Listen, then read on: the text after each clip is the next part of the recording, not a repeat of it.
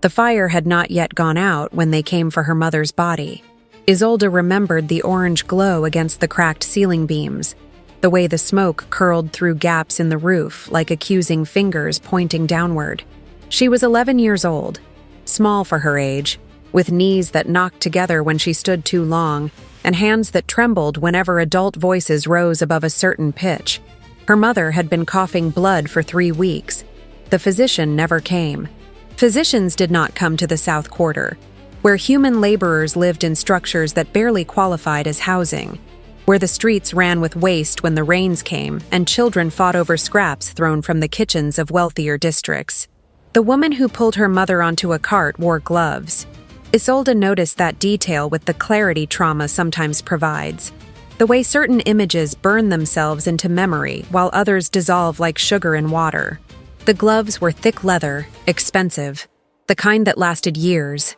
The woman's face showed nothing, no compassion, no distaste, nothing at all. She was simply performing a task. Behind her, 2 men waited with shovels. They would take the body to the pits beyond the eastern wall, where the poor were buried in mass graves without markers or ceremony. Isolde's mother would become part of the earth there, indistinguishable from the hundreds who had died before her, forgotten by everyone except a skinny child who would spend the next 25 years trying to convince herself that forgetting was not betrayal. The morning after the burial that was not really a burial, a man came to the door. He was tall, with the particular kind of posture that comes from never having been hungry, never having been cold, never having wondered whether the roof would hold through the next storm. He told Isolde she had 3 days to vacate the premises. The structure, he explained in a tone that suggested he had delivered this speech many times before, belonged to the textile cooperative that had employed her mother. Since her mother was no longer employed, living or otherwise, Isolde no longer had housing rights. 3 days. He did not ask where she would go. He did not ask if she had family, though the answer would have been no. Her father had died in a factory collapse when she was 6, crushed beneath machinery that had been flagged as dangerous for 2 years before it finally gave way. The compensation his widow received was enough to cover the cost of his cremation and nothing more. Isolde spent those 3 days collecting everything she could carry. It was not much. Clothing worn thin at the elbows and knees, a blanket that had belonged to her grandmother, a wooden box containing her mother's wedding ring, a comb missing 3 teeth, and a small journal her father had used to track his work hours, filled with numbers written in a careful hand. She left before dawn on the 4th day, before the men with the shovels could return to enforce the eviction. She was 11 years old and she weighed perhaps 70 pounds, and she walked through streets that were just beginning to wake, past shuttered windows and locked doors, past the wells where women would soon gather to draw water and exchange gossip, past the corner where the breadman would set up his cart and sell yesterday's loaves at half price. She walked south, away from the only neighborhood she had ever known, toward the district where the factories stood in rows like soldiers, belching smoke into a sky that never seemed entirely clean. She found work within a week. The overseer at the dye house took one look at her, noted her size and her obvious desperation, and offered her a position that paid in room and board rather than coin. The room was a corner of a storage shed that flooded when it rained. The board was 1 meal a day, usually thin soup and bread hard enough to hurt her teeth. The work was 14 hours of standing in caustic dye baths, her hands submerged to the wrists in solutions that burned the skin and left her fingers cracked and bleeding. She was too young for the work, too small, too weak.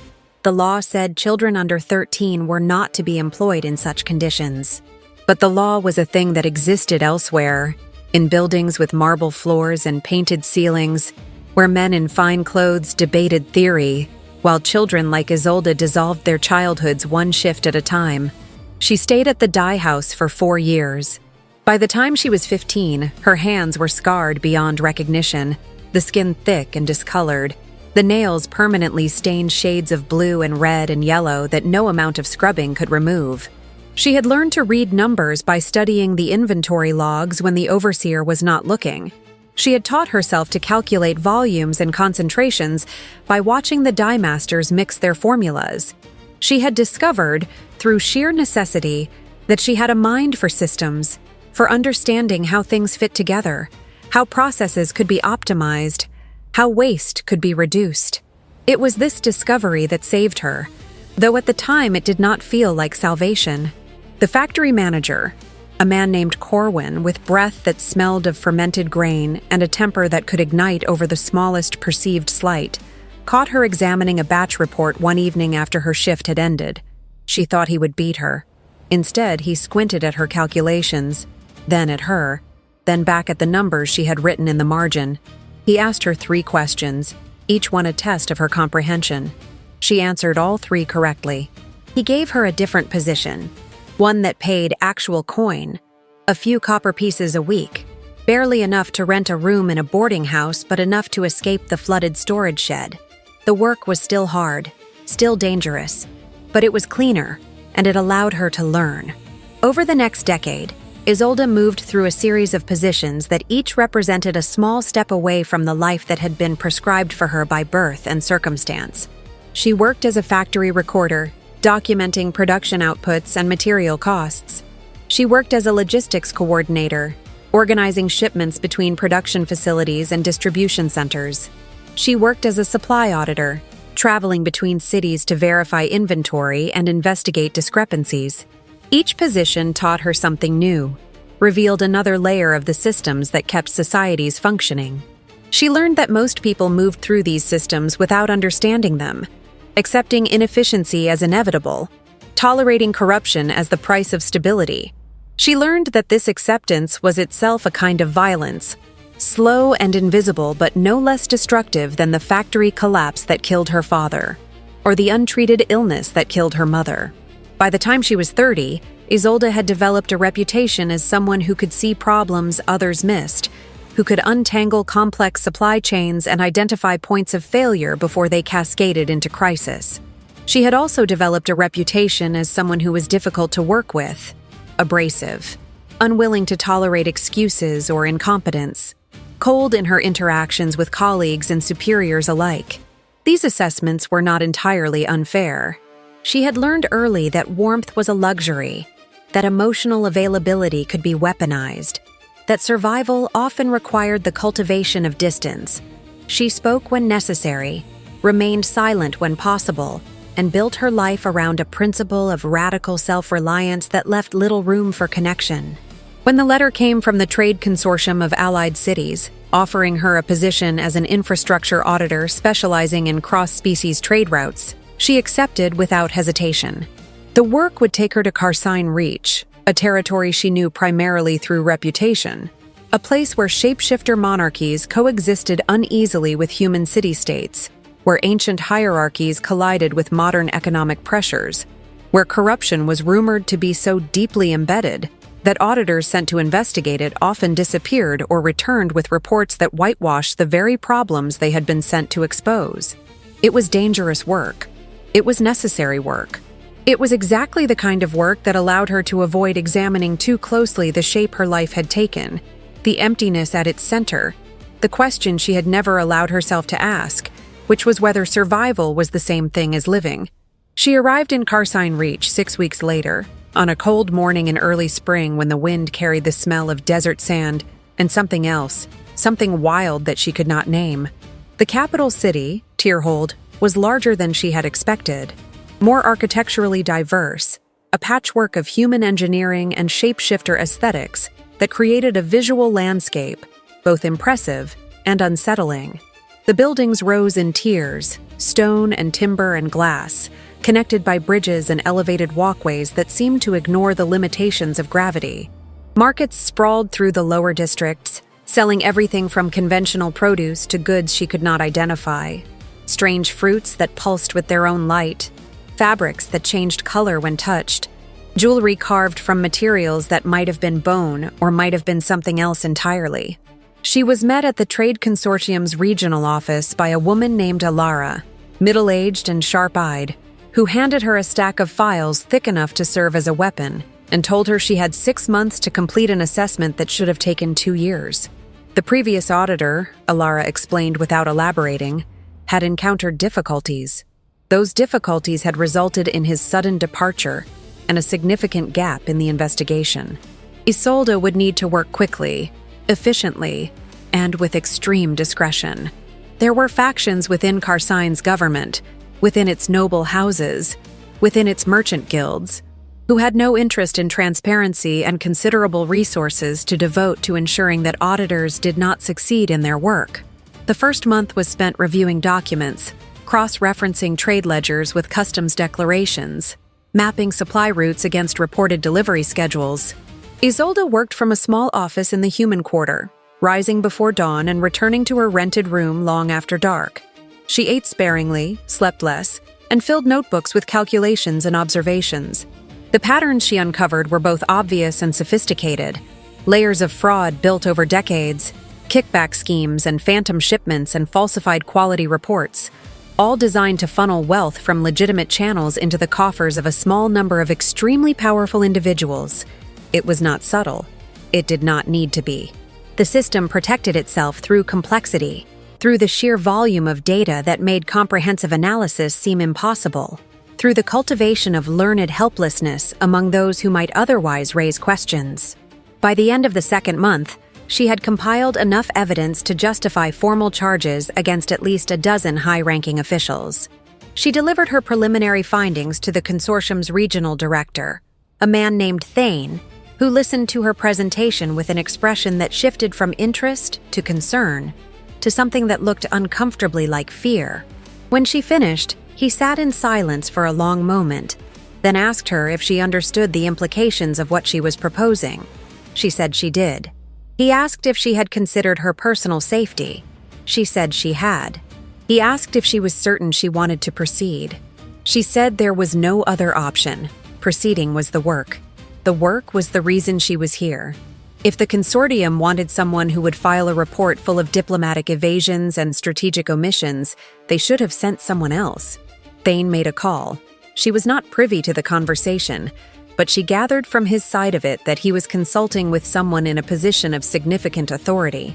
When he hung up, he told her that her findings had attracted attention at the highest levels of Carsine's government.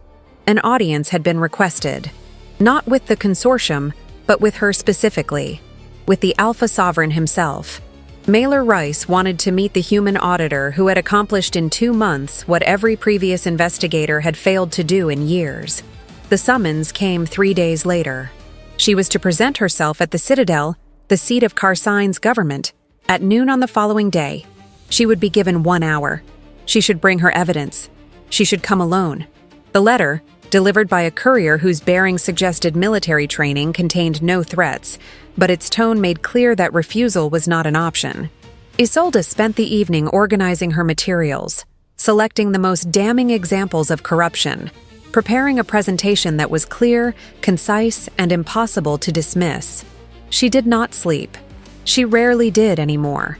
Instead, she sat at the small desk in her rented room, watching the city through a window that looked out over the human quarter, the lights slowly extinguishing as the night deepened, and she thought about the fact that she was about to walk into a meeting with one of the most powerful shapeshifters in the known world, a man who had risen to authority through military reform and economic expansion, who commanded the loyalty of armies and the respect of territories far beyond his own, who could, if he chose, ensure that she simply disappeared. Another auditor whose investigation had encountered difficulties. She dressed carefully the next morning, choosing clothing that was professional but not ostentatious, that signaled competence without presumption. She packed her materials in a leather case that had belonged to her mother, one of the few possessions that had survived the years of movement and change. She walked to the Citadel, refusing the offer of a carriage, wanting the time to settle her mind, to prepare herself for what was coming. The Citadel rose from the center of Tierhold like a mountain, all stone and iron and purpose, surrounded by walls that had stood for centuries, guarded by soldiers whose eyes tracked her approach with the kind of attention that made clear they knew exactly who she was and why she was there. The gates opened at her approach. She was met by an attendant, a young man who spoke little and moved with the efficiency of someone who had performed this task countless times. He led her through corridors that seemed designed to overwhelm, high ceilings and broad hallways, tapestries depicting battles she did not recognize, sculptures of figures whose names she did not know. They passed other people, nobles in fine clothing, soldiers in polished armor, servants moving with the invisible purpose of those who exist to facilitate the lives of others. No one looked at her directly. No one spoke to her. She was an anomaly here, a human woman walking through the heart of shapeshifter power, tolerated but not welcome, noticed but not acknowledged. The attendant stopped before a set of doors that dwarfed him, massive things carved with symbols that might have been language or decoration or both. He knocked once. A voice from within, low and controlled, gave permission to enter. The doors swung inward, revealing a chamber that was less ornate than she had anticipated, furnished with the practicality of a space meant for work rather than display. A long table dominated the center of the room, surrounded by chairs that looked both comfortable and functional.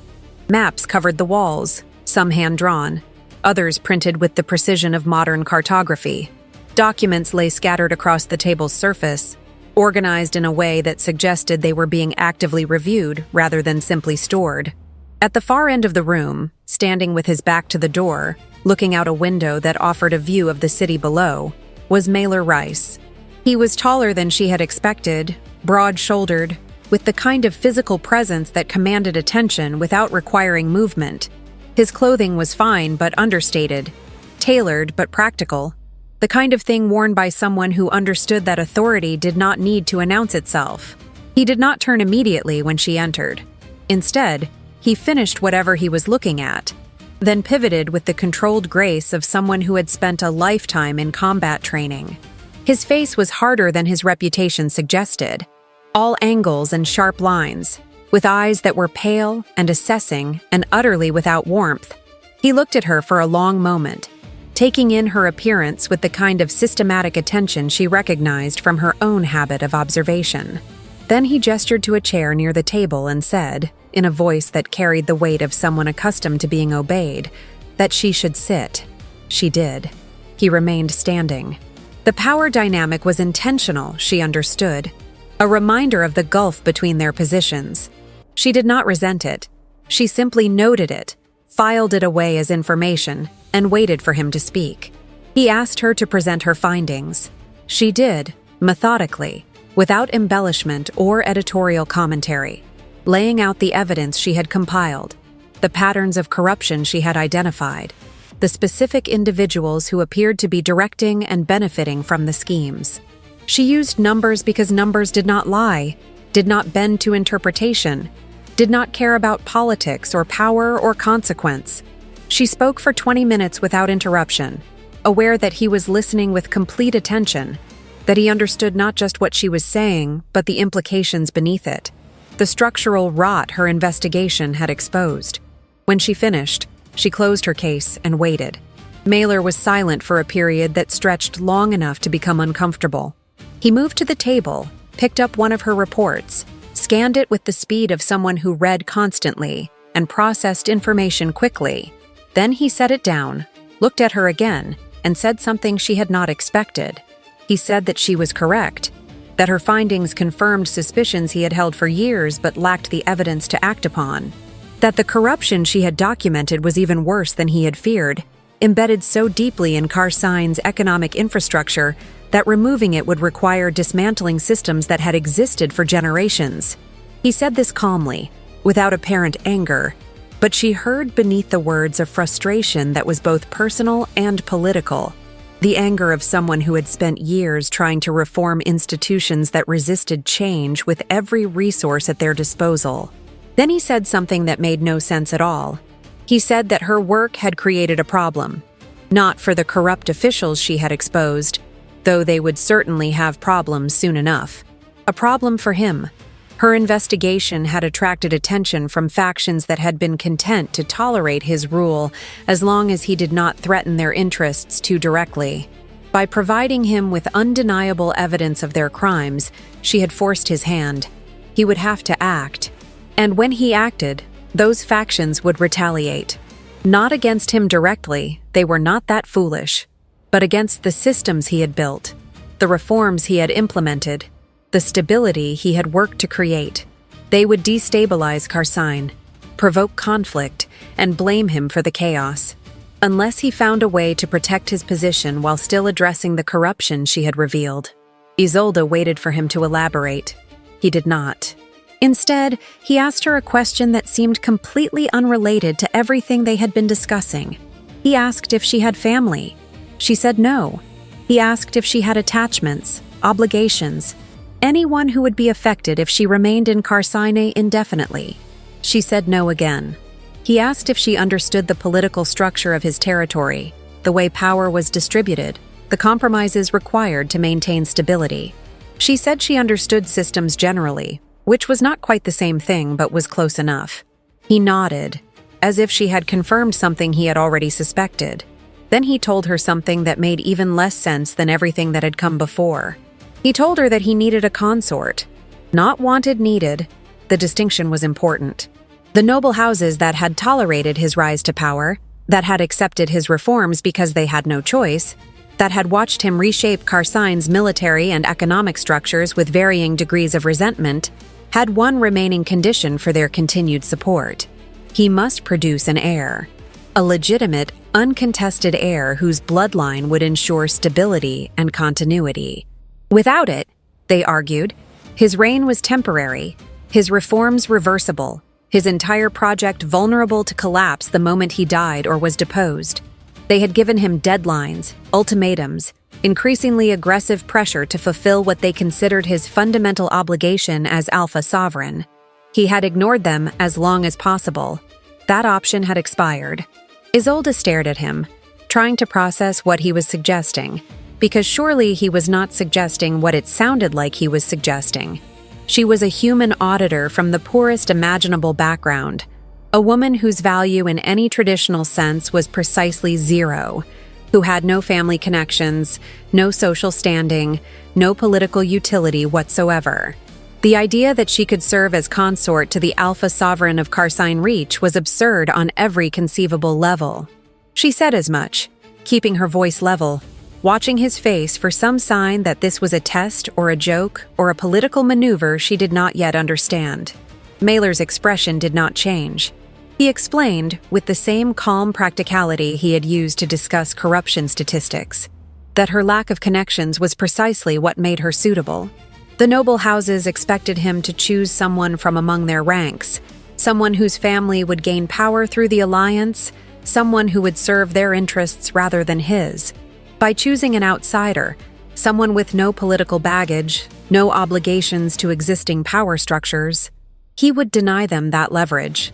More importantly, he would be choosing someone competent, someone who had already demonstrated the ability to see through the lies that sustained Karsine's ruling class.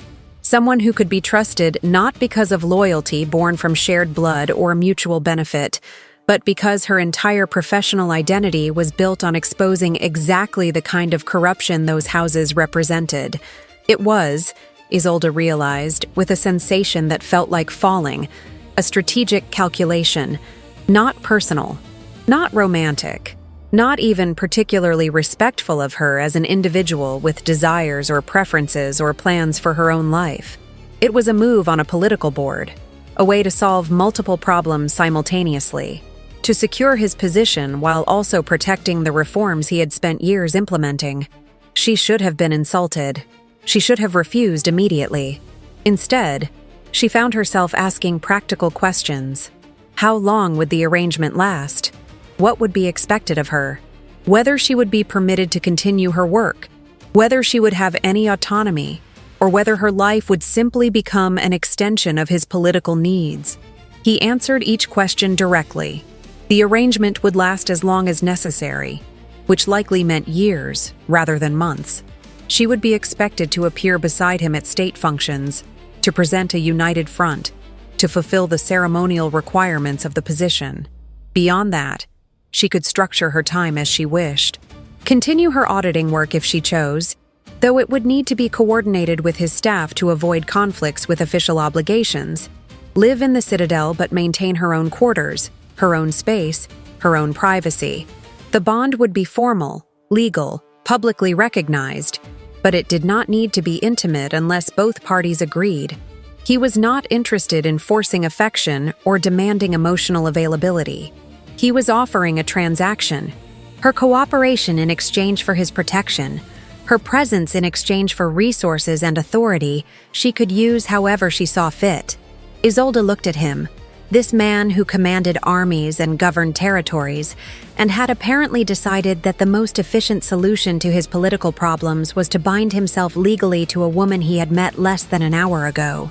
She thought about her life, the shape it had taken, the careful distance she had maintained from anything resembling permanence or connection. She thought about the work she had come here to do, the corruption she had exposed, the very real possibility that the people she had implicated would find ways to silence her if she remained vulnerable and unprotected. She thought about the fact that she was 36 years old and had never once made a decision based on what she wanted, rather than what was necessary for survival. This decision would be no different. It was practical. It was strategic. It was another negotiation in a life full of negotiations. She told him she would agree to his terms, with one condition. If at any point the arrangement became untenable, if either of them decided it was no longer functional, they would dissolve it without drama or recrimination. He considered this for a moment, then nodded. They had an agreement. The formal announcement came 3 days later. Isolde spent those days in a kind of suspended reality, meeting with Mailer's advisors, being measured for clothing appropriate to her new position, receiving crash courses in Karsina protocol and shapeshifter customs and the complicated etiquette that governed interactions with the noble houses. Everyone she met treated her with a careful politeness that barely concealed their confusion and, in some cases, their contempt. A human consort was unusual, but not unprecedented. A human consort with no family connections, no wealth, no claim to status beyond her own competence, was baffling. Several advisors made their concerns clear, couching them in diplomatic language, but making no real effort to hide their belief that Mailer had made a catastrophic mistake. Isolde listened, offered no defense, and focused on memorizing the information she would need to navigate her new circumstances without embarrassing herself or him. The ceremony was smaller than tradition dictated, held in one of the Citadel's private halls, rather than the grand cathedral where sovereigns typically formalized their bonds. Mailer had insisted on minimizing the spectacle, framing it as a practical necessity rather than a celebration. Isolde wore a dress that felt like armor, heavy silk in deep blue, cut in a style that borrowed from both human and shapeshifter aesthetics. Mailer wore formal military dress, all sharp lines and polished insignia, looking exactly like what he was, a soldier who had risen to power through competence rather than birthright. The ceremony itself lasted less than 20 minutes. They exchanged vows that were more contract than promise, pledging cooperation and mutual support in language that could have been lifted from a trade agreement. When it was done, they were bound. Legally, politically, irrevocably, at least for now. They walked out of that hall as consorts, and Isolde felt nothing.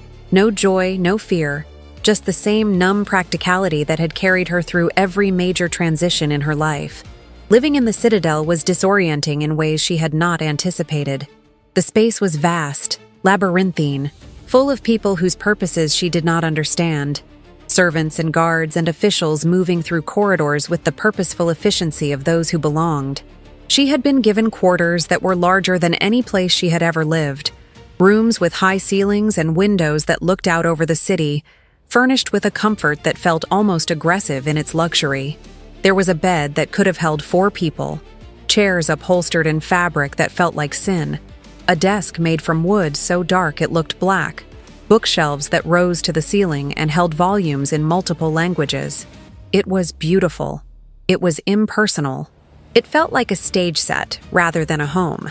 Mailer's quarters were connected to hers through a shared sitting room, a space designed for the kind of domestic intimacy neither of them had any intention of cultivating.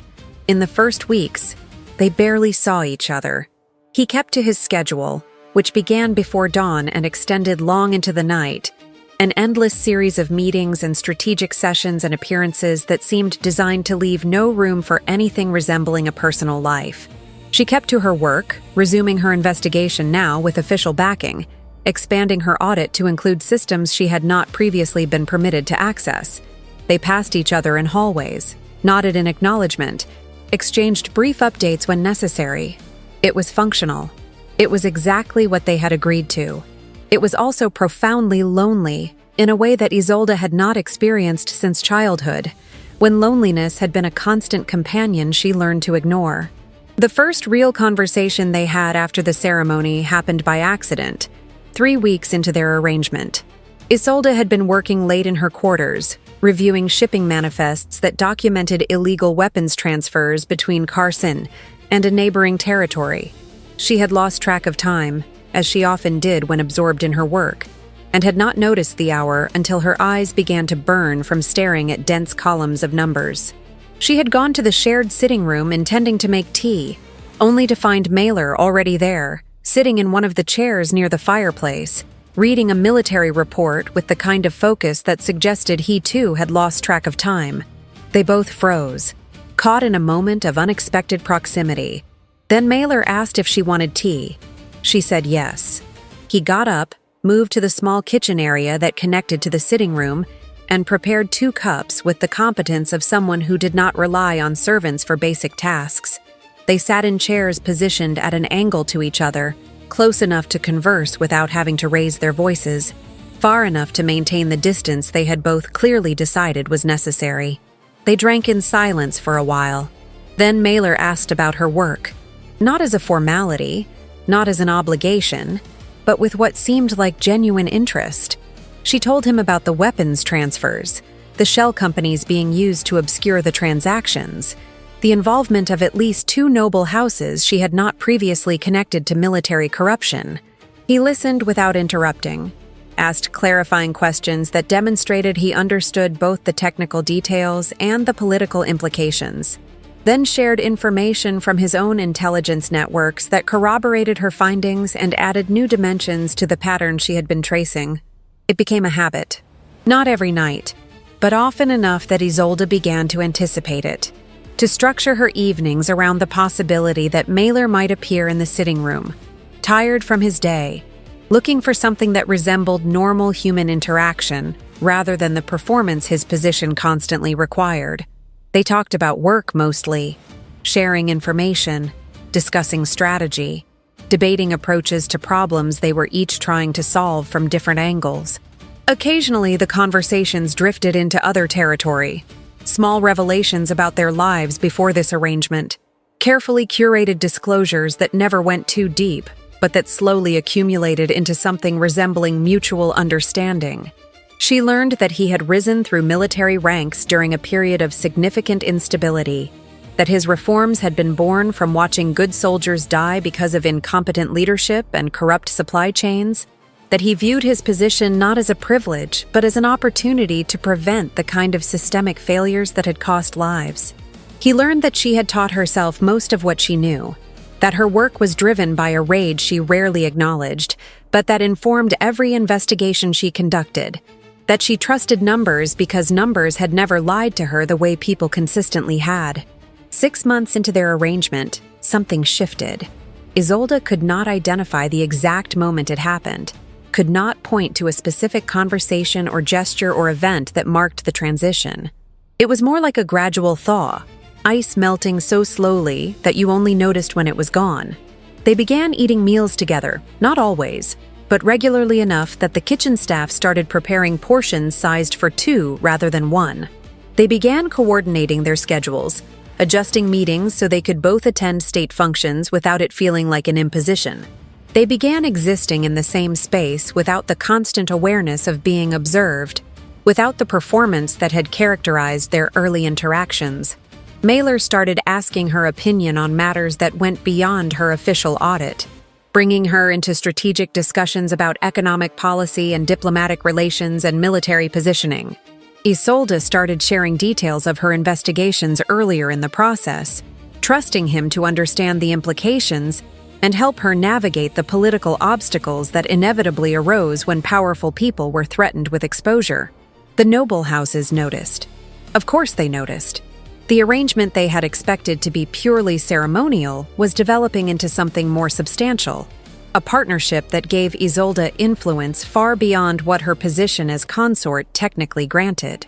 She was not just present at state functions, She was active in governance, her insights shaping policy, her investigations driving reforms that threatened entrenched interests. The whispers started, carefully phrased concerns about her background, her suitability, her influence over the Alpha Sovereign. Mailer ignored them.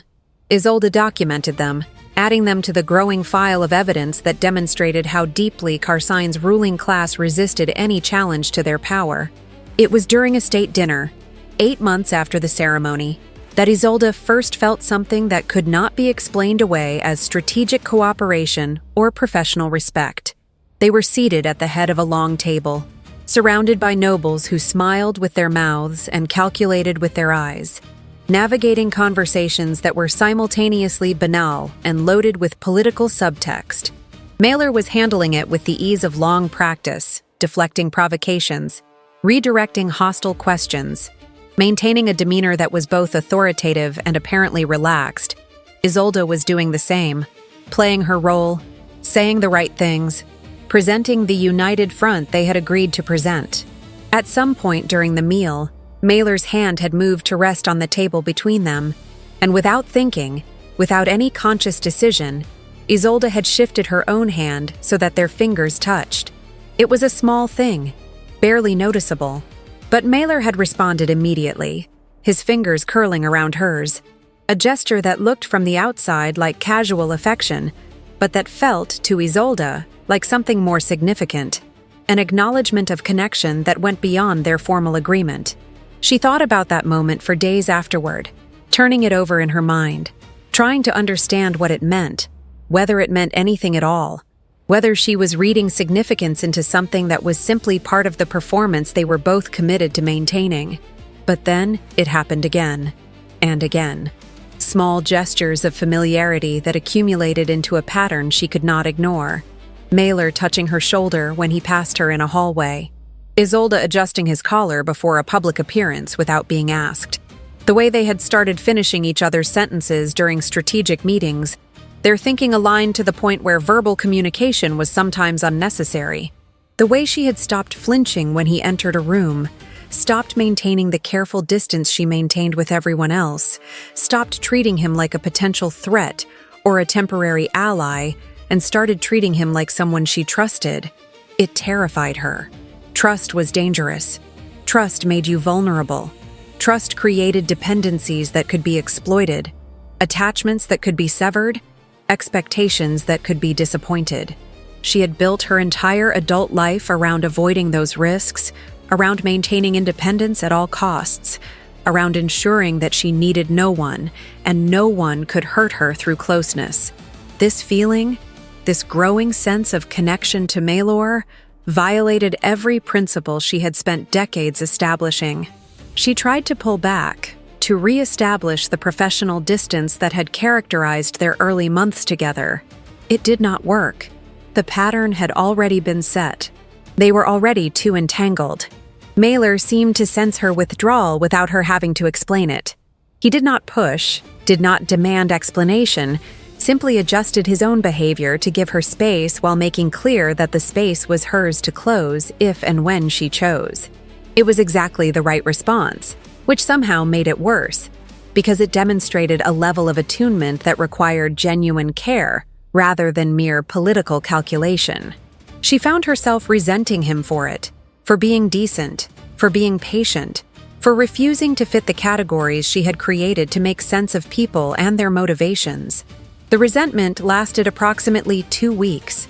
It dissolved during another late-night conversation in the shared sitting room, when Mailer asked her directly what was wrong, not as an accusation, not as a demand, just as a question from someone who had noticed a change and wanted to understand it. Isolde, exhausted from the effort of maintaining distance she no longer wanted to maintain, told him the truth. She said that she was not good at this, at connection, at allowing people close enough to matter, that she had spent her entire life learning how to be alone, how to function without support or companionship, how to build walls high enough that no one could reach her, that those walls were what had kept her alive, what had allowed her to survive circumstances that should have destroyed her, that she did not know how to lower them without feeling like she was betraying every lesson her life had taught her. that she was afraid of what it would mean if she let herself care about him, if she let herself depend on his presence, his partnership, his regard, that she was afraid he would leave, or change, or reveal himself to be like every other person who had viewed her as useful until she stopped being useful, at which point she would be discarded. Mailer listened without interrupting. When she finished, he was quiet for a long moment, and Isolde braced herself for reassurance she would not believe or platitudes that would make things worse. Instead, he said something unexpected. He said that he understood, because he had built similar walls for similar reasons. Because leadership at his level required a kind of isolation that made genuine connection almost impossible. Because trusting the wrong person could result in coups or assassinations, or the collapse of everything he had worked to build. He said that their arrangement had started as strategy, and had remained strategy for longer than either of them probably wanted to admit. But that somewhere in the process, it had become something else, something neither of them had planned for or knew how to navigate. He said that he was not asking her to lower her walls, was not demanding vulnerability she was not ready to offer, but that if she ever decided she wanted to try, he would still be here, in the same chairs, drinking the same tea, having the same conversations they had been having for months, that she was not required to be anything other than what she was, that he valued her exactly as she was, that nothing about their arrangement would change if she needed more distance, and nothing would change if she wanted less.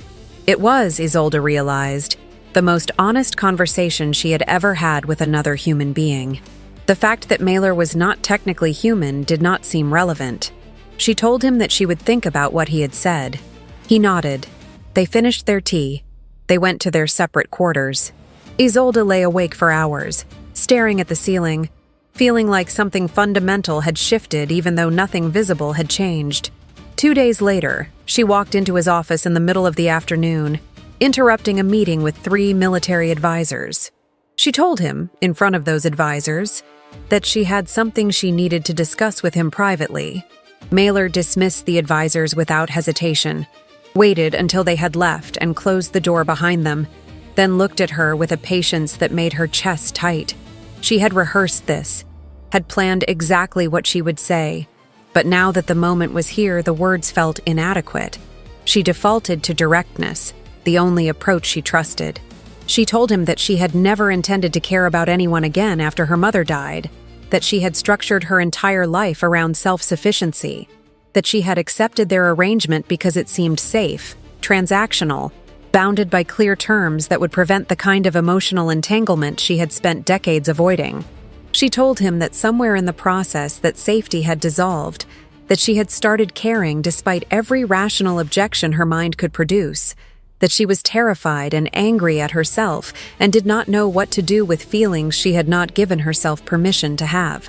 Mailer crossed the room in 3 strides, closing the distance between them with a speed that should have alarmed her, but did not. He stopped just close enough that she could see the fine lines around his eyes, the slight softening of his expression that she had learned to recognize as the closest thing he allowed himself to tenderness. He told her that he understood, that he had gone through something similar, though he phrased it differently, framed it in the language of strategic calculation, breaking down in the face of something that refused to be calculated. He said that caring was not weakness, though he knew that was easy to say and harder to believe when your entire survival had depended on not needing anyone. He said that if she wanted to try, to explore what this could be without the constraints of their original agreement, he would be willing. And if she decided tomorrow or next week or next month that it was too much, that the risk was not worth it, he would accept that too, without resentment or recrimination. Isolde looked at him, this man who had somehow become the center of a life she had not planned, who had turned a transaction into something that resembled partnership and then into something that felt dangerously close to love, though she was not ready to use that word, might never be ready to use that word. She told him that she wanted to try, that she could not promise it would work, could not promise she would not panic and withdraw, could not promise anything beyond her willingness to make the attempt. He said that was enough. Then he kissed her, carefully, giving her every opportunity to pull away. And when she did not pull away but instead leaned into him, returning the kiss with an intensity that surprised them both. She felt something break open inside her. Some locked compartment she had been protecting for so long she had forgotten what it contained. What followed was not the romantic transformation fiction often promised. It was messy and difficult, and punctuated by moments of profound awkwardness, as two people who had spent their adult lives maintaining emotional distance tried to figure out how to be close. Isolde had moments of panic where the intimacy felt like suffocation, where she needed to retreat to her own quarters and be alone, to remember who she was outside of this connection. Mailer had his own struggles, his own patterns of isolation and self-sufficiency that made vulnerability feel like strategic weakness. They argued, not about trivial things, but about fundamental differences in how they approached problems, how they understood power, how they defined responsibility. Mailer believed in systems and structures, in building institutions that could outlast individuals. Isolde believed in exposing corruption wherever it existed, regardless of the instability that exposure might cause. Those philosophies sometimes aligned and sometimes collided, and when they collided, the friction could be intense. But there was also something else, something that made the difficulty worth navigating. There was the way Mailer looked at her during strategy meetings, not as a useful tool or a political asset, but as someone whose mind he respected, whose insights he valued, whose presence made him better at the work he was trying to do. There was the way he defended her when the noble houses increased their attacks, not because she needed defending, but because he refused to tolerate disrespect directed at someone he cared about. There was the way he listened when she talked about her past, the childhood she rarely discussed, the losses that had shaped her, the fear that lived beneath her competence and drove her to work until exhaustion became routine. He did not try to fix those things, did not offer empty reassurances, simply witnessed them and made clear through his continued presence that she was not required to be anything other than exactly who she was. For Isolde, there was a particular kind of revelation in being seen completely and not rejected. She had spent so many years believing that if anyone knew the full truth of her history, the poverty and the abuse and the years of barely surviving, they would understand that she was fundamentally damaged, unworthy of the position she had achieved through sheer stubborn refusal to accept the limitations others tried to impose. Mailer knew all of it, had listened to stories she told in fragments over late-night conversations, and his regard for her had not diminished. If anything, it had deepened, as if he understood that the competence he valued was not despite her history, but because of it, that she had built herself into someone formidable, precisely because she had started with nothing. 10 months into their arrangement, Isolde realized she needed to tell him something she had told no one in 15 years. It was information that changed everything, that would almost certainly end what they had built, that she should have disclosed earlier but had not, because some part of her had known that disclosure meant loss.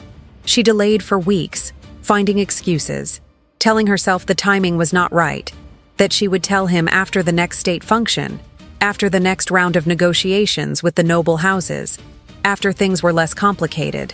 But things were never less complicated. There was always another crisis, another deadline, another reason to wait. Finally, she accepted that she was simply afraid, and that fear was not a good enough reason to continue deceiving him, even if the deception was one of omission rather than active dishonesty. She chose a quiet evening, one of the increasingly rare nights when neither of them had obligations that extended past dinner. They were in the sitting room, the space that had become the unofficial center of their domestic life, such as it was.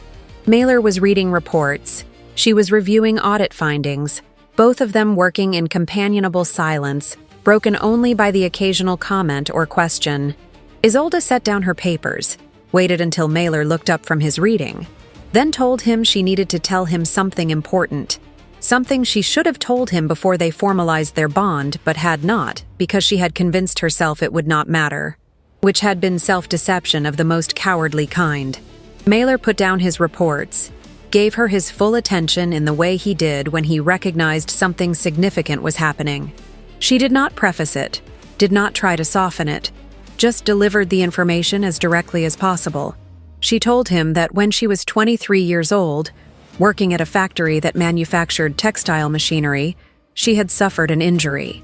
A piece of equipment had malfunctioned, catching her in a way that caused severe internal damage. She had been taken to a charity hospital, the kind that served workers who could not afford private physicians, staffed by doctors who were overworked and under-resourced and doing their best with inadequate tools. They had stopped the bleeding, repaired what they could, but there had been complications.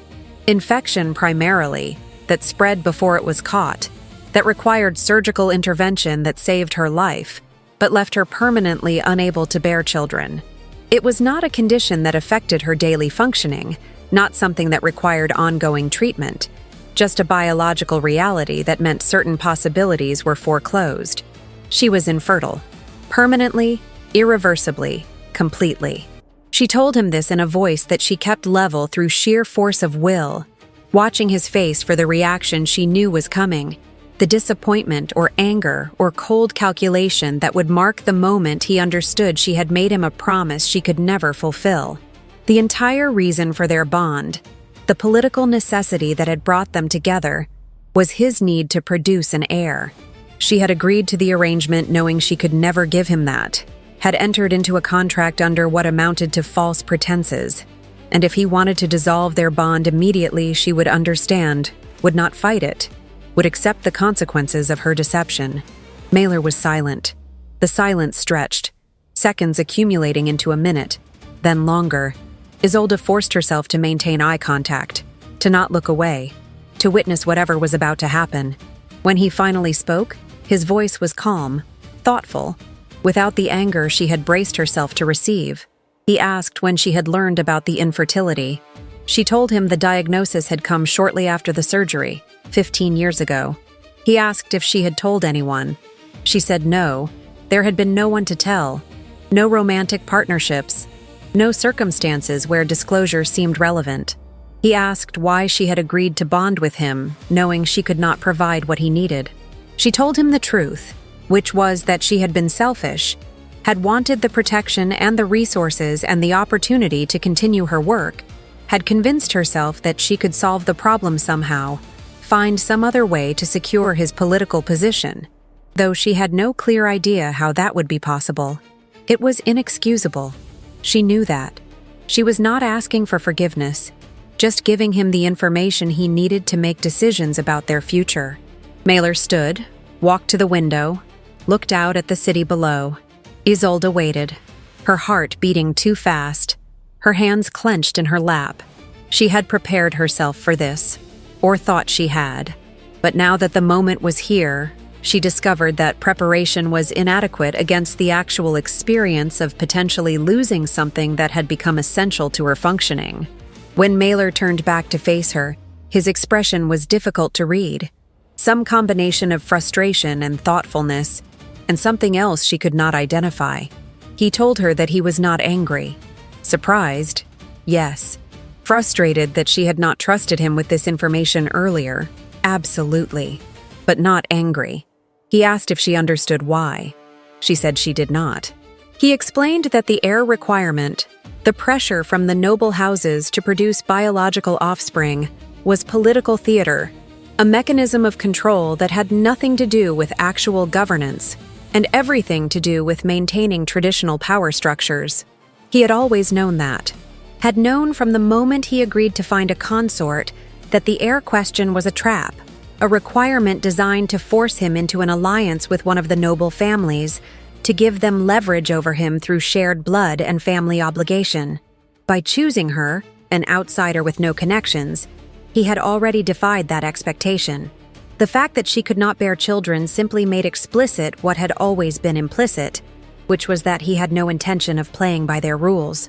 Isolde stared at him, trying to process what he was saying, whether it could possibly be true or whether he was simply being kind, offering her a rationalization that allowed them both to avoid the reality of what her infertility meant.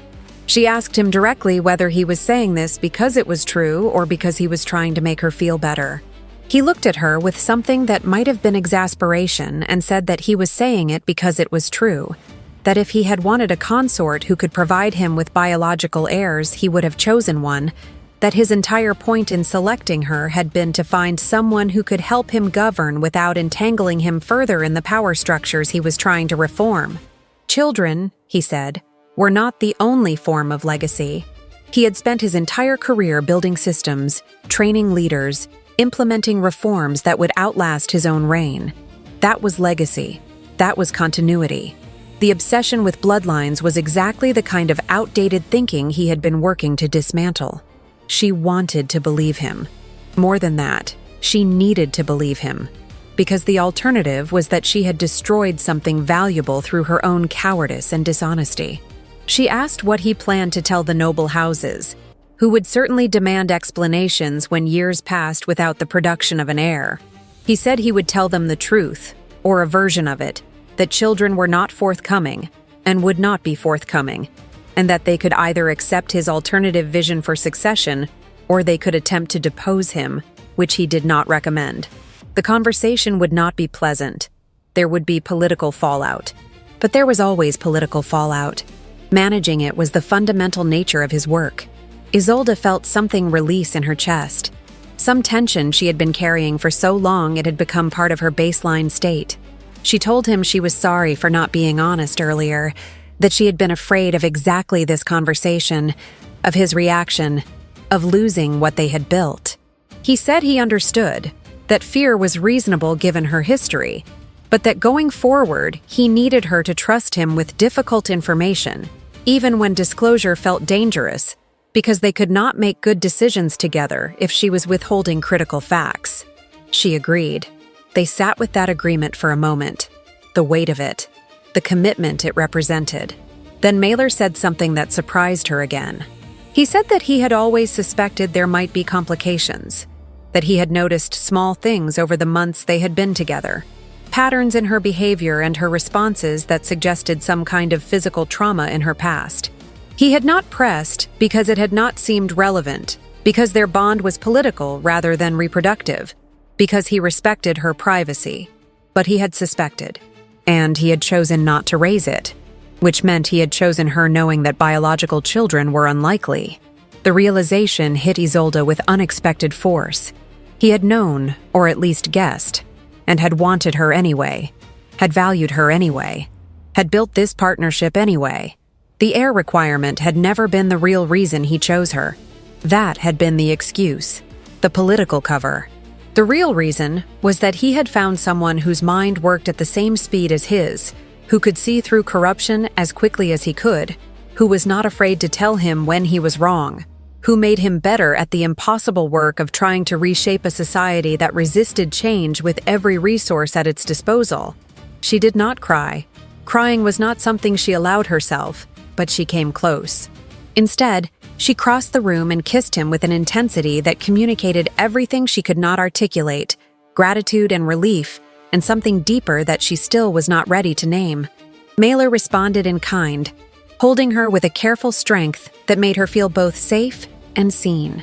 They stayed like that for a long time, wrapped around each other in the sitting room that had become the site of so many significant moments in their unexpected relationship. The conversation should have been the end of it, the crisis resolved, the secret revealed, the relationship stronger for having survived the disclosure. But revelations have consequences, and this one rippled outward in ways neither of them anticipated.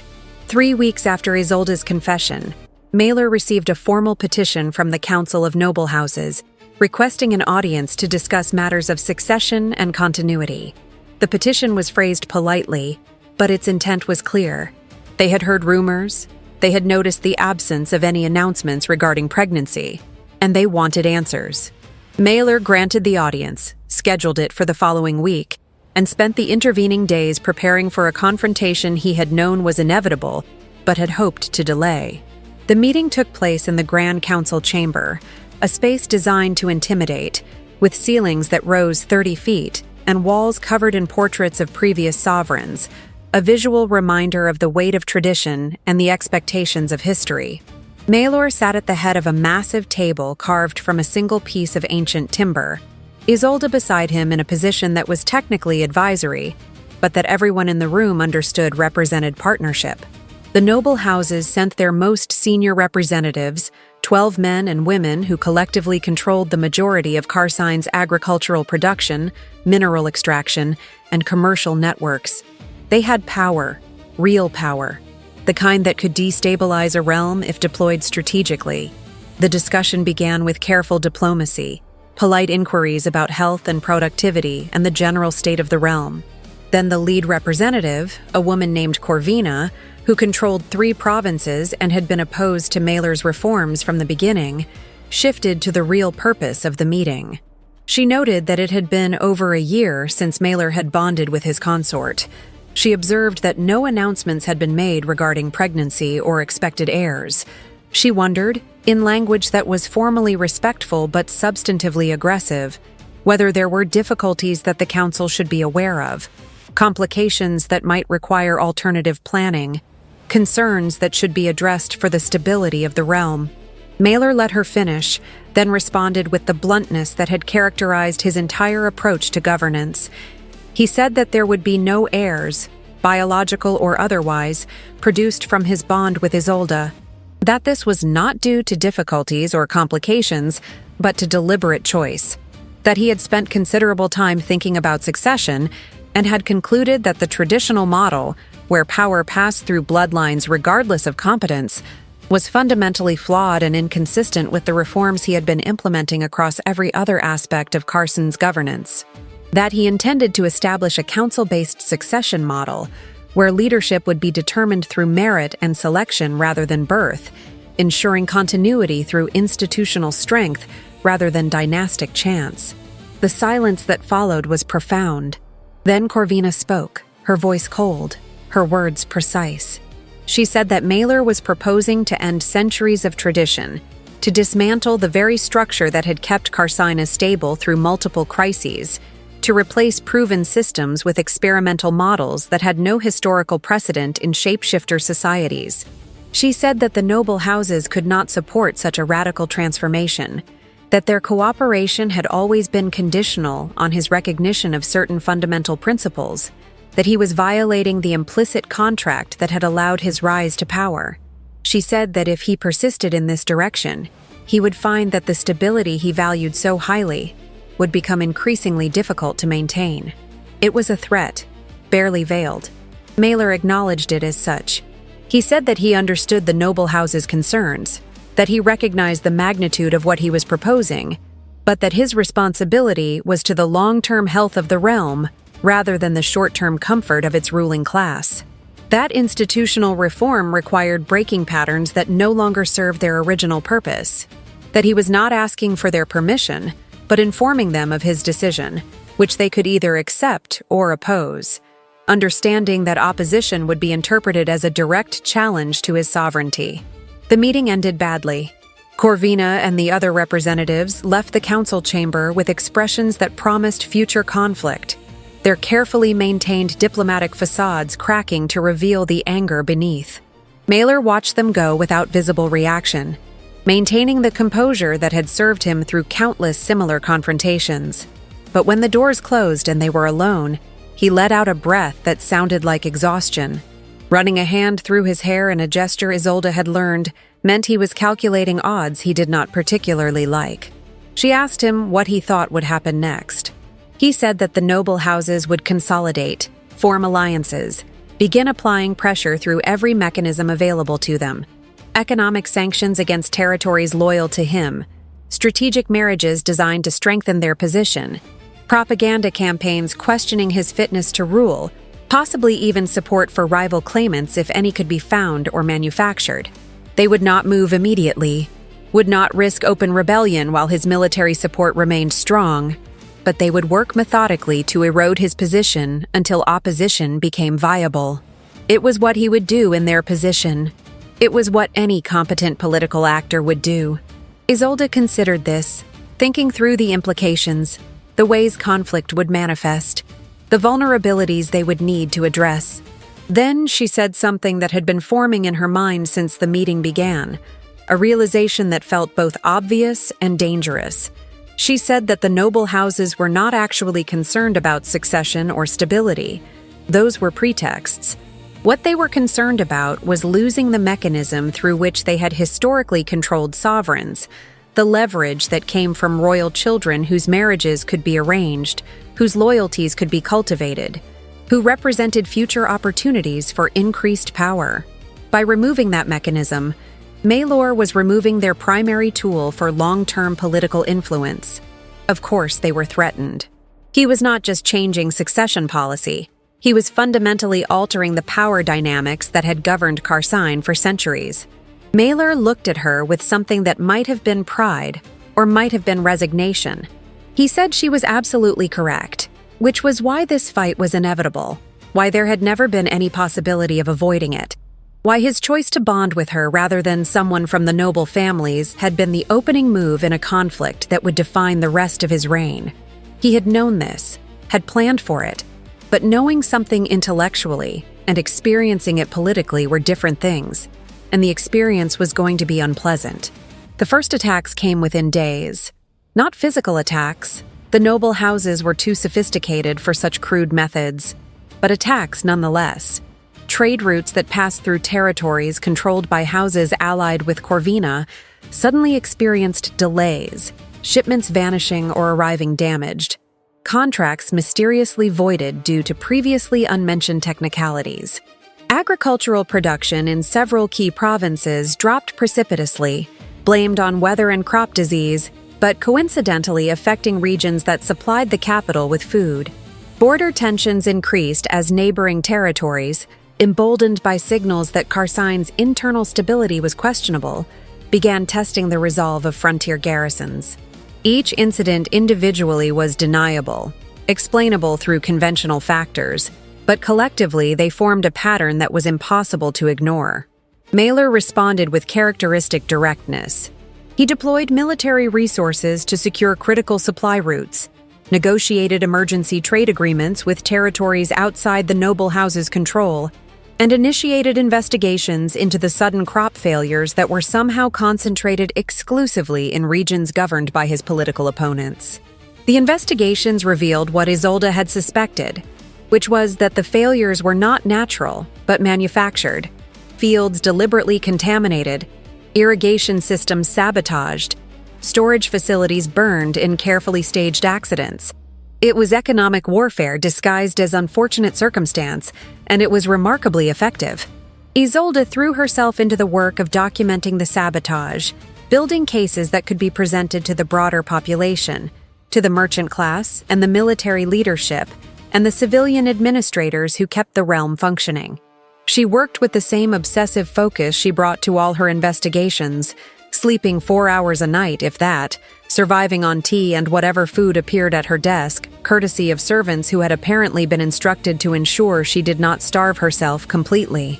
Maelor worked similar hours, coordinating defensive measures while simultaneously trying to maintain normal governance operations, a balancing act that required dividing his attention between crisis management and the ordinary business of running a territory. They saw each other primarily in brief moments between meetings, passing in hallways or overlapping in the sitting room at 3 a.m, both too wired to sleep, both running calculations about how long they could sustain current operations before something critical broke. The intimacy they had been building, the relationship that had developed beyond their original transactional arrangement, did not disappear, but it compressed, became something they maintained in stolen moments. A touch when passing documents. A look across a crowded room that communicated volumes without requiring words. The simple presence of the other person serving as reassurance that they were not navigating this crisis alone. 5 weeks into the escalating conflict, Corvina requested another audience. This one was framed differently, not as a council meeting, but as a private conversation. Just her and 2 other senior representatives meeting with Maelor and Isolde to discuss possible resolutions to the current instability. Maelor was suspicious, correctly identifying this as either a genuine negotiation attempt or a trap designed to elicit admissions that could be used against him. He agreed to the meeting, but insisted it take place in the Citadel rather than on neutral ground, maintaining the home advantage, and he made sure his security detail was present and alert. The meeting took place in one of the smaller conference rooms, a space that suggested informality but was still formal enough to maintain appropriate boundaries. Corvina arrived with 2 allies, both of whom controlled significant economic resources and had been instrumental in organizing the sabotage campaign. They settled into chairs with the ease of people accustomed to power, exchanged pleasantries that meant nothing, and then Corvina got to the point. She said that the current situation was unsustainable, that the realm was suffering, that if Maelor genuinely cared about Karsine's stability, he would recognize that his position had become untenable, that the noble houses were prepared to offer him a face-saving exit, a retirement with full honors, a pension that would ensure comfortable living for the rest of his natural life, in exchange for his abdication in favor of a successor they would help select, someone more amenable to traditional governance structures. It was exactly what Isolde had expected. A power play dressed in reasonable language, an attempt to force Maelor out through economic pressure, and the suggestion that continued resistance would only harm the people he claimed to be protecting. Maelor's response was immediate and unequivocal. He said no. Not just no to abdication, but no to the entire framework Corvina was proposing. The assumption that the noble houses had the authority to determine who should govern Karsine. The premise that their economic sabotage constituted a legitimate negotiating position. He said that he had been elected to his position by military acclaim and popular mandate, that his reforms had improved the lives of the majority of Karsine's population, even as they reduced the profits of its wealthiest citizens, and that he had no intention of surrendering those improvements because a handful of nobles objected to their diminished influence. Corvina's expression hardened. She said that Maelor was being unrealistic, that he was overestimating his support, that the military could be turned if the right incentives were applied, that popular opinion was fickle and could be shaped through strategic application of propaganda and scarcity, that he should think very carefully about the consequences of continued defiance, not just for himself, but for his consort, whose position was considerably more vulnerable than his, whose background made her an easy target for the kind of attacks that could destroy reputation and credibility overnight. It was a threat directed at Isolde, barely disguised. Maelor's reaction was visceral, a flash of anger so intense that the temperature in the room seemed to drop. He told Corvina, in a voice that was very quiet and very dangerous, that threats against his consort would be treated as threats against his person, that if the noble houses chose to target Isolde, they would discover exactly how ruthless he could be when someone he cared about was endangered, that they seemed to have mistaken his preference for diplomatic solutions as an indication of weakness, which was a miscalculation they would regret. The meeting ended shortly after. Corvina and her allies left with the understanding that negotiation had failed, that the conflict would escalate, that whatever restraint had been operating would no longer apply. Maelor and Isolde remained in the conference room after the nobles departed, both processing what had just happened, the lines that had been drawn, the stakes that had been made explicit. Isolde spoke first. She said that Corvina was right about one thing, which was that Isolde herself was vulnerable in ways Maelor was not. Her background, her history, her lack of connections, all made her an easy target for character assassination. If the noble houses chose to investigate her past, they would find poverty and survival and choices made under duress, all of which could be reframed as moral failings or disqualifying weaknesses. They could question her competence, her motives, her fitness to stand beside the Alpha Sovereign. They could make her a liability rather than an asset, and if they succeeded in doing that, she would become a weapon they could use against him. Maelor asked what she was suggesting. She said she was not sure, that she was thinking out loud, trying to anticipate the attack so they could prepare defenses. But there was something in her voice, a hesitation that suggested she was considering something more drastic than defensive preparation. Maelor recognized it immediately. He told her that if she was thinking about removing herself from the situation, about dissolving their bond to protect him from political fallout, she should stop thinking that immediately because it was not going to happen. That they were in this together. That her presence made him stronger, not weaker. That he would not sacrifice her to appease people whose opposition was rooted in their desire to maintain unjust systems.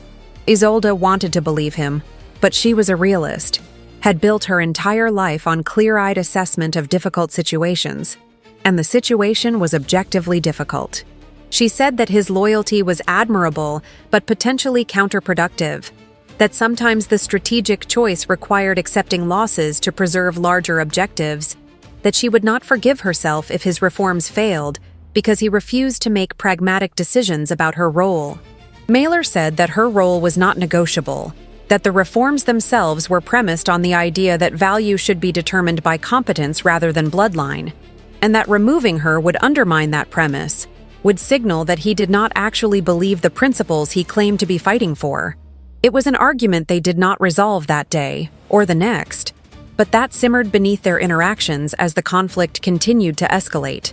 The noble houses, having failed to secure Mailer's abdication through negotiation, moved to their next phase of operations. They began a coordinated propaganda campaign, using merchants and travelers and carefully placed operatives to spread stories about Isolde's background, her poverty, her unsuitability, the concerning influence she had over the Alpha Sovereign. The stories were not entirely fabricated, which made them more effective. They took true facts about her history and reframed them as evidence of character deficiency, suggesting that someone who had worked in dye houses and factories could not possibly understand governance, that her investigations were motivated by resentment rather than genuine concern for justice, that she was manipulating Maelor for personal gain. The campaign was sophisticated, targeting different audiences with different messages, always stopping just short of claims that could be definitively disproven.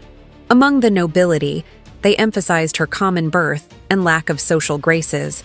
Among the merchant class, they questioned her economic policies and suggested her anti-corruption work was damaging legitimate business. Among the military, they hinted at divided loyalties and foreign influence, playing on xenophobic tendencies and suspicion of outsiders. It was comprehensive, well-funded, and increasingly effective. Isolde watched the campaign develop with a detachment born from years of observing systems operate. She documented the propaganda just as she documented everything else, tracking the narratives, identifying their sources, mapping the networks being used to distribute them. It was fascinating from a technical perspective, a masterclass in information warfare. It was also personally devastating in ways she had not anticipated. She had spent her entire adult life building competence as armor against the world's judgment, believing that if she was simply good enough at her work, knowledgeable enough, useful enough, the circumstances of her birth would become irrelevant. The propaganda campaign was a systematic dismantling of that belief, a reminder that for certain people in certain contexts, her origins would always matter more than her achievements.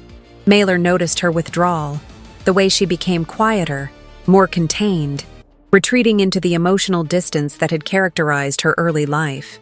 He tried to draw her out, to remind her that the propaganda was lies built on misrepresentations built on selective truths, that the people who mattered knew her actual value. But Isolde had heard similar reassurances before, from supervisors and colleagues over the years, and she knew that reassurances were cheap, that actual support evaporated quickly when maintaining it became inconvenient. She did not doubt Mailer's sincerity. She doubted his ability to maintain that sincerity when the political costs became too high. The crisis point came 3 months into the escalating conflict. One of the noble houses, working through proxies, filed a formal legal challenge to Isolde's position as consort. The challenge was based on a technicality in Carsine's bonding laws, a provision that required consorts to be capable of producing heirs unless specific exemptions were granted through council approval. The law was archaic, rarely enforced, generally understood to be symbolic rather than functional, but it was still law, and the challenge forced the issue into official channels where it would be adjudicated publicly, where Isolde's infertility would become a matter of public record and debate. Mailer was furious when he learned of the challenge, not at Isolde, but at the houses who had engineered it, at the calculated cruelty of forcing her to defend her worth in such a public and humiliating forum. He wanted to dismiss the challenge through executive action, to simply declare it invalid and refuse to engage. Isolde stopped him. She said that dismissing it would only fuel the narrative that he was acting as a tyrant, that he was placing personal attachment above legal process, that he had something to hide. Better to meet the challenge directly, to address it in the official tribunal where it had been filed, to turn it from an attack into an opportunity. Mailer asked what she meant. Isolde said that the challenge was based on the assumption that her inability to produce heirs was a disqualifying weakness, a failure to meet the basic requirements of her position. But that assumption relied on accepting the premise that consorts existed primarily as reproductive vessels, that their value was measured by their potential to produce children, rather than their actual contributions to governance. If she could challenge that premise, if she could demonstrate that the law itself was rooted in outdated and harmful assumptions, she could turn the tribunal into a platform for exposing the very systems the noble houses were trying to protect. It was risky.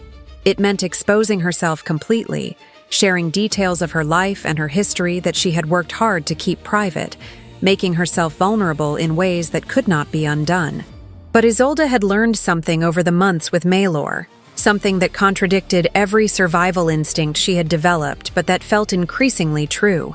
Vulnerability was not the same thing as weakness. Honesty about difficult truths was not the same thing as defeat. Sometimes the most strategic choice was the most transparent one, even when transparency felt like standing naked in front of people who wished you harm. She spent 2 weeks preparing for the tribunal, gathering documents, reviewing legal precedents, constructing arguments that could withstand hostile examination. Mailer helped where he could, providing access to resources and expertise. But this was fundamentally Isolde's fight to wage, her competence to prove, her right to stand beside him that needed defending. The tribunal was scheduled for the first week of the new season, to be held in the Grand Council chamber before an assembly that would include representatives from all the major houses, senior military leadership, civilian administrators, and any citizens who wished to attend. It would be public, recorded, impossible to ignore or minimize. The night before the tribunal, Isolde could not sleep. She sat in the sitting room, reviewing her notes for the 100th time, trying to anticipate every possible argument the opposition might raise, every weakness they might exploit. Mailer found her there around midnight, took the notes from her hands, and told her that she was as prepared as she could be, that additional preparation at this point was just anxiety, manifesting as productivity. She said he was probably right, but that stopping felt impossible. That if she stopped working, she would have to sit with the fear that had been building for weeks, the terror that tomorrow she would be weighed and measured and found wanting, that all her competence would prove insufficient against the simple fact of her inadequacy. Mailer sat beside her, close enough that their shoulders touched. He said that her fear was understandable, but that it was based on a false premise, which was that the tribunal was actually about her fertility, or her fitness, or her worthiness to hold her position. It was not. It was about power, about whether the noble houses could force the sovereign to conform to their expectations through legal manipulation and social pressure. The outcome mattered less than the fact of resistance, the demonstration that not everyone accepted their authority to define what governance should look like. Win or lose, she would be making a statement that needed making.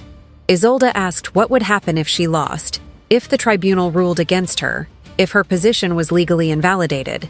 Mailer said then he would dissolve the tribunal system and govern by decree, which would be politically costly but not impossible, and which he would do without hesitation if the alternative was losing her. She told him that was exactly the kind of statement that made her believe things might actually be different this time, that he might actually mean what he said about value and partnership, and not treating people as disposable assets. He said he did mean it, had meant it from the beginning, though it had taken him embarrassingly long to recognize that what had started as strategic calculation had become something else entirely, something that looked uncomfortably like the kind of attachment he had spent his adult life avoiding. They sat together in the sitting room until dawn, not talking much, just existing in proximity, drawing whatever comfort could be drawn from each other's presence. When the sun rose and the time came to prepare for the tribunal, Isolde felt no more certain of the outcome than she had the night before, but she felt less alone in facing it, which was something. The Grand Council chamber was filled beyond capacity when Isolde entered. Every seat was occupied, additional observers standing along the walls, the atmosphere charged with the particular tension that comes when people gather to witness potential catastrophe. The tribunal panel sat at an elevated platform, 5 senior adjudicators whose expressions ranged from carefully neutral to openly skeptical. Corvina was there, positioned prominently among the noble house representatives, her face composed in a mask of civic concern that did not quite hide the satisfaction beneath. Mailer sat in the sovereign's designated area, his presence a reminder that while this was technically a legal proceeding, it was also fundamentally political theater. The proceedings began with formal declarations, the reading of charges, the articulation of legal arguments supporting the challenge to Isolde's position. The noble house's attorney was skilled, presenting the case with a combination of legal precision and emotional appeal. He emphasized the ancient traditions being violated, the importance of continuity and stability, the legitimate concerns of citizens who deserved leadership that honored established norms. He spoke about the consort's role in Carsine's constitutional structure, the expectations built into centuries of precedent, the social contract that governed relationships between sovereigns and their people. And then, with surgical precision, he introduced the central fact upon which the entire challenge rested. Isolde Fenwick was medically incapable of producing heirs. This was not speculation or rumor, but documented medical reality. By the laws of Carsine, this incapacity disqualified her from serving as consort unless specific exemptions were granted by council approval. No such approval had been sought or given. Therefore, her position was invalid, her bond to the Alpha Sovereign legally questionable, and the remedy was clear. The bond should be dissolved, a suitable replacement consort selected through appropriate channels, and governance returned to constitutional compliance. The argument was effective because it was technically correct. The law did exist, the medical facts were not disputable, and the procedural violations were real. Isolde listened to it all with the same detached attention she brought to analyzing complex systems, noting the persuasive techniques, the rhetorical strategies, the ways truth was being deployed selectively to serve predetermined conclusions. When the attorney finished, and the tribunal chair asked if she wished to respond, she stood with a calmness she did not entirely feel, and said yes, she would very much like to respond. She began not with legal arguments, but with facts about her own history, delivered without apology or embellishment. She told them about growing up in the South Quarter, about losing her parents, about working in conditions that violated labor laws, but were tolerated because the people affected had no power to demand better. She told them about the factory injury that had left her infertile, about the charity hospital and the overworked doctors and the surgery that saved her life but foreclosed certain possibilities. She told them this not to elicit sympathy but to establish context, to make clear that her inability to bear children was not a moral failing or a deliberate deception, but a consequence of the same systemic inequities that had shaped every aspect of her early life. Then she shifted to the legal arguments, and this was where her years of auditing experience served her well. She walked the tribunal through the history of Carsine's consort laws, demonstrating that the fertility requirement had been introduced relatively recently in historical terms, during a period when the noble houses had successfully consolidated power by ensuring that all royal marriages served their political interests. The requirement was not ancient tradition, but strategic innovation, designed to give the houses leverage over sovereigns by making royal reproduction a matter of collective concern rather than private choice. The law had never been about stability or continuity. It had always been about control. She provided documentation, cross-referenced legal codes with historical records, showed how the fertility requirement correlated exactly with periods of increased noble house influence and decreased sovereign autonomy. She demonstrated that in earlier periods, Carsine had thrived under leaders who had no children or who had adopted heirs from outside bloodlines, that the obsession with biological succession was not universal or inevitable, but specific to political structures that benefited from it. She made the case that the law itself was corrupt, not in the sense of being illegally enacted, but in the sense of serving corrupt purposes, of enshrining inequality and dynastic privilege as constitutional principle. The tribunal listened with varying degrees of attention and skepticism. Corvina attempted to interrupt several times, objecting to lines of argument she claimed were irrelevant to the specific legal question being adjudicated. The tribunal chair allowed Isolde to continue, apparently interested in where she was going with this, willing to let her construct her full argument before ruling on its admissibility. Isolde then did something unexpected. She called witnesses, not character witnesses or expert witnesses, but ordinary citizens who had benefited from the reforms Mailer had implemented, changes to labor laws and trade regulations, and judicial processes that had improved their material conditions in measurable ways. A factory worker whose hours had been reduced and wages increased through new workplace protections. A merchant whose business had expanded after corruption in the licensing system was eliminated. A soldier whose unit had been properly equipped for the first time in years after military procurement was reformed.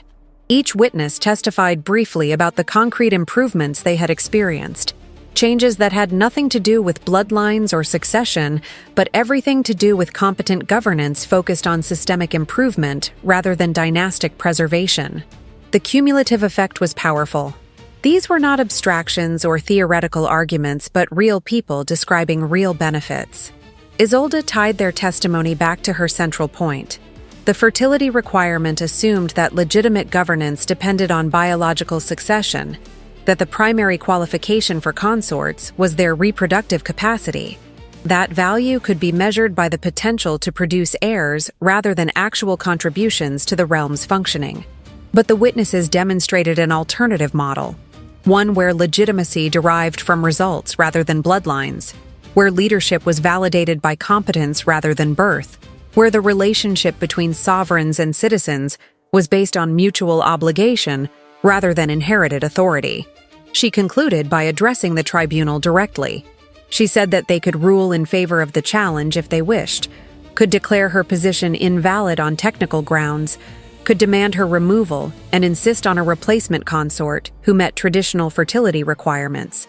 But if they did so, they would be endorsing the premise that women existed primarily as vessels for reproduction, that their contributions to governance and society were secondary to their biological functions, that competence and dedication and actual measurable impact mattered less than the ability to bear children. They would be saying that the reforms improving people's lives were less important than maintaining systems that concentrated power in the hands of people who inherited it rather than earned it. And they would be revealing that the challenge was never really about law or tradition or stability, but about preserving the privilege of those who benefited from inequality. The silence that followed her statement was absolute. Isolde returned to her seat, feeling simultaneously exhausted and energized, aware that she had said everything she could say, that the outcome was now beyond her control, that she had made her case as well as she was capable of making it. Mailer caught her eye across the chamber, his expression unreadable but his posture communicating something that looked like pride. The tribunal adjourned to deliberate.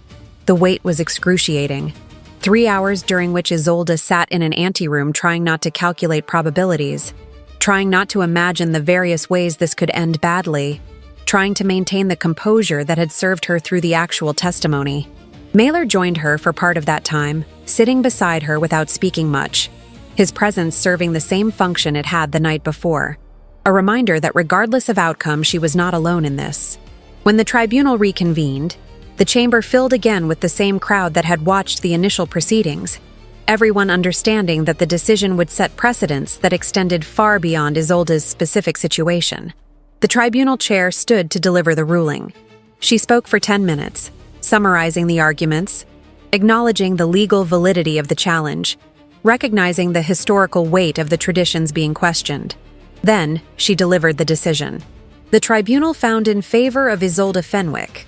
The fertility requirement, upon thorough examination, was determined to be inconsistent with Carsine's foundational governing principles, which emphasized merit and capability, rather than bloodline and biological function. While the requirement existed in written law, it contradicted deeper constitutional values, and when such contradictions arose, fundamental principles took precedence over specific statutes. Furthermore, the tribunal found that Isolde's contributions to governance, documented through testimony and verifiable records, demonstrated that consort value could not be reduced to reproductive capacity, that her work in exposing corruption and supporting systemic reform constituted legitimate grounds for her position regardless of fertility status. The ruling went further. The tribunal recommended that the fertility requirement be formally repealed, that Karsine's succession laws be comprehensively reviewed and reformed to align with contemporary understandings of governance and legitimacy, and that the Alpha Sovereign be granted authority to establish new succession mechanisms that prioritized institutional stability over dynastic continuity. It was not just a victory for Isolde, but a mandate for the broader reforms Mailer had been attempting to implement. The reaction in the chamber was immediate and divided. Portions of the audience erupted in applause.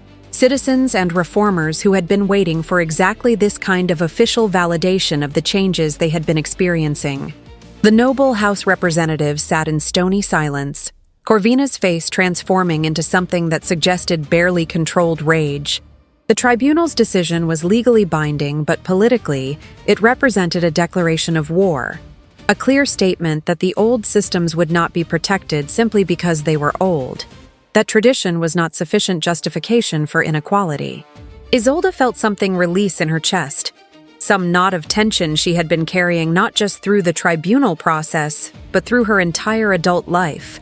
The constant anxiety of being weighed and found wanting, of waiting for someone to recognize that she did not belong in spaces she had fought to access. The tribunal had not just validated her position beside Maelor.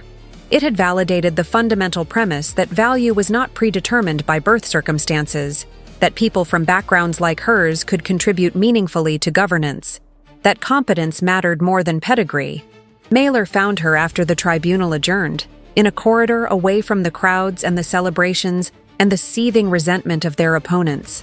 He did not say anything immediately, just pulled her into an embrace that communicated relief and pride and something deeper that neither of them had quite articulated yet.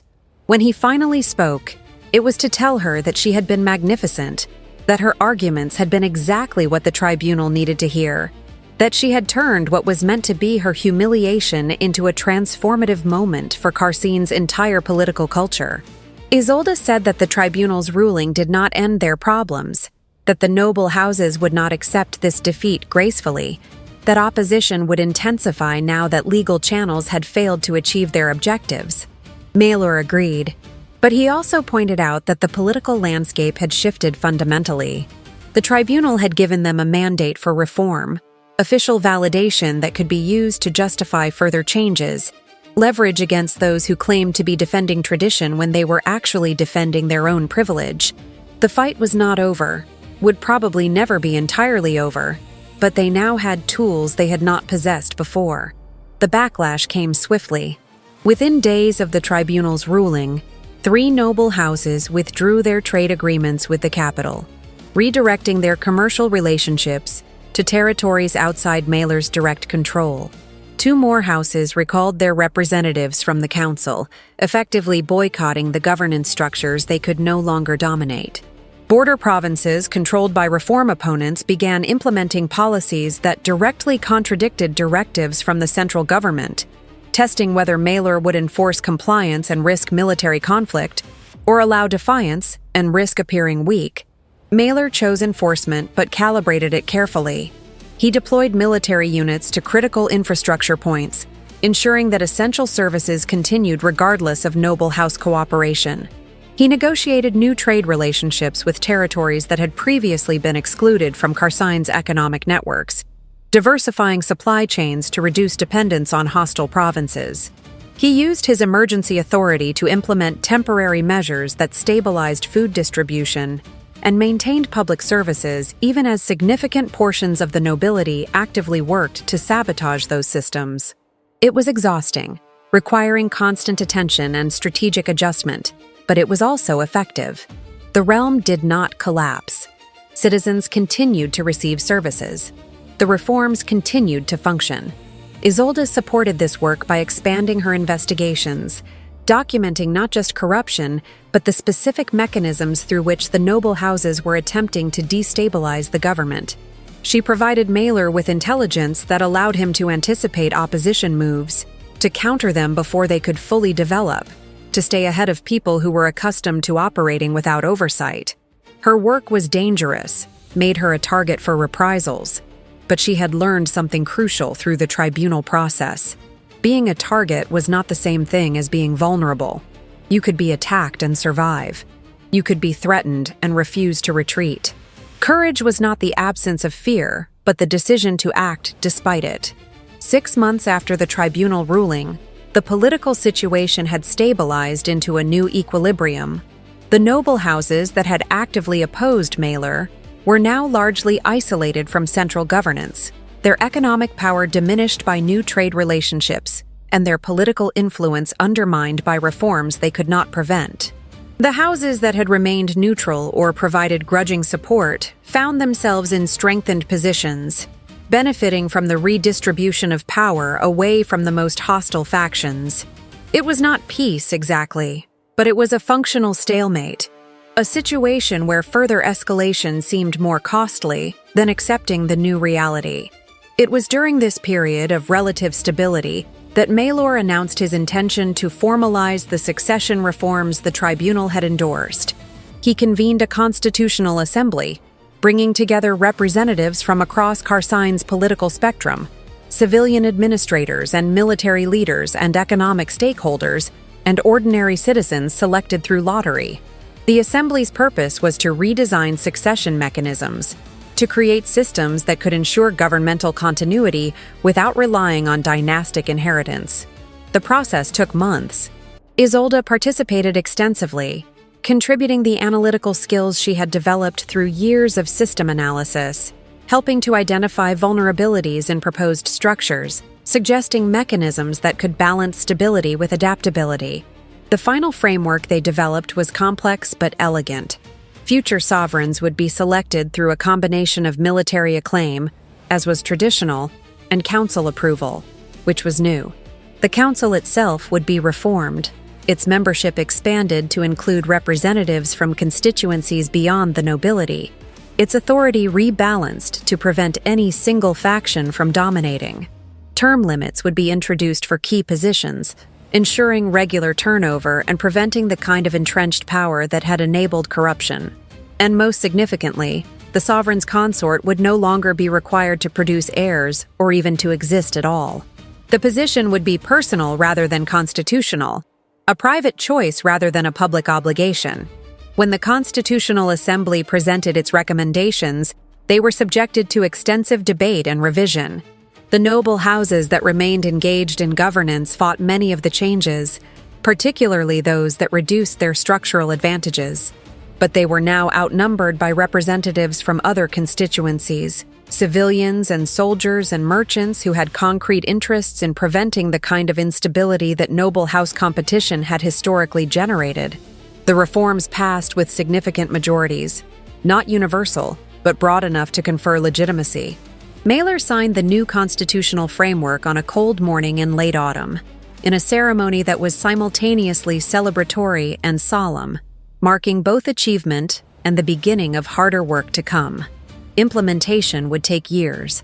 Old habits and expectations would resist change, but the foundation had been established, a structure that could support governance beyond any individual leader's lifetime. Isolde stood beside him during the signing, not because protocol required it, but because he had asked her to, because they had built this together, because partnership had always been the point, even when they had not fully understood that. When the ceremony concluded and they returned to the citadel, to the rooms that had become home in ways neither had anticipated, Mailer said something that surprised her despite the months they had spent together, the intimacy they had developed, the trust they had built. He said that he loved her, not as political calculation or strategic alliance, but as simple truth, as statement of fact that needed speaking even though it changed nothing about their circumstances or obligations. He said that she had transformed his understanding of what governance could be, what partnership could be, what it meant to build something that mattered with someone who matched his commitment to the work. He said this without expectation of reciprocation, without demanding she say anything in return, just offering the truth because truth was what they had always given each other even when it was difficult. Isolde stood very still, processing what he had said, feeling her way toward a response that would be equally honest. She had spent so many years believing that love was a luxury she could not afford, a vulnerability that endangered survival, an attachment that would inevitably lead to loss and grief. But standing in the sitting room where they had spent countless evenings working and talking and existing together, looking at this man who had seen every difficult thing about her history and chosen her anyway, who had defended her when defense was politically costly, who had trusted her with real power and real responsibility, she found that the old beliefs no longer held their previous force. She told him that she loved him too, that she had probably loved him for months but had not known how to say it, had not known if she was allowed to feel it, had not trusted that it could be real rather than another iteration of the transactional relationships that had defined her life. But it was real. He was real. What they had built together was real. And she was tired of protecting herself from good things because she was afraid they would turn bad, tired of treating happiness as suspicious simply because her experience suggested it usually was. Mailer kissed her then, slowly and carefully, as if they were beginning something new rather than continuing something that had been developing for over a year. In a sense, they were. The bond they had formalized had been strategic, necessary, bounded by clear terms and limited expectations. What they were acknowledging now was different, messier, less defensible through rational argument, but somehow more essential. They had chosen each other, not because they had to, but because they wanted to. Not because it solved political problems, but because it made their lives better, richer, more meaningful.